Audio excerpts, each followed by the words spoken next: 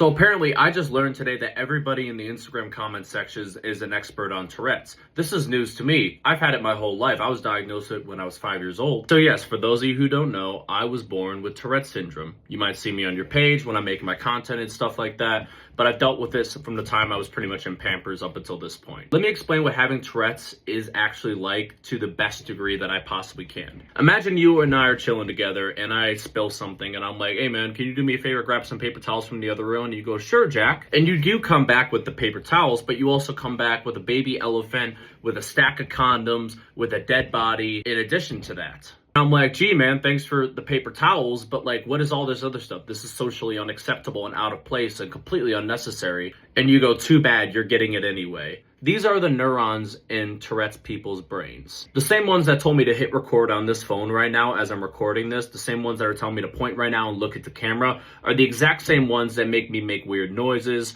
do involuntary muscle twitches, shit like that. If you live under a rock and you don't know why I'm making this video, at the BAFTA Awards recently, Michael B. Jordan and Delroy Lindo were up presenting an award. John Davidson, who is well documented as having Tourette's for quite some time, and even started a documentary about his experience with Tourette's, yelled out the hard R. There is a name for this type of Tourette's. It's called coprolalia. It's definitely on the rare side. Only about 10 to 15% of people with Tourette's actually have this. And in summary, it basically makes you shout out slurs, cuss words, derogatory terms as your tics. What people don't know is that slur tics are not indicative of a person's actual feeling. Your brain has an area where it stores information that's considered taboo.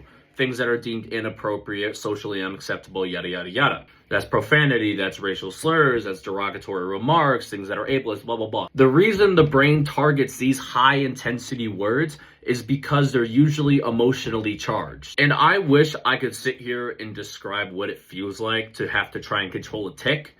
But quite frankly, it just feels like you're about to fucking explode. This video is gonna get me flack. I almost didn't say anything, but Tourette's is every 1 in 100,000 people on average. There's only so many of us to advocate for each other. So I'm gonna come on here and just say all that. So all these comment section MDs, if you don't understand something, that's perfectly fine. Now, on the other side of things, I want to work in hip hop media. I understand that I'm entering a sphere of black culture that I am not necessarily belonging of. And given what history shows, yes, I understand why you're initially apprehensive and why you have a hard time giving anybody the benefit of the doubt, no matter the condition. I empathize with that. But on the flip side of things, if you don't know what you're talking about,